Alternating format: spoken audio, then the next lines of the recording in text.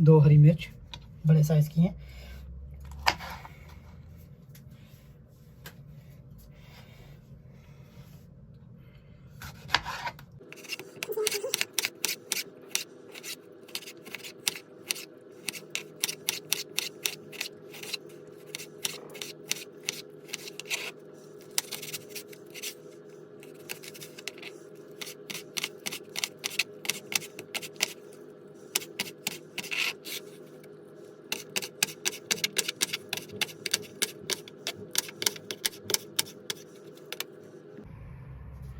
लहसुन को जो हम काट लेंगे बारीक बारीक।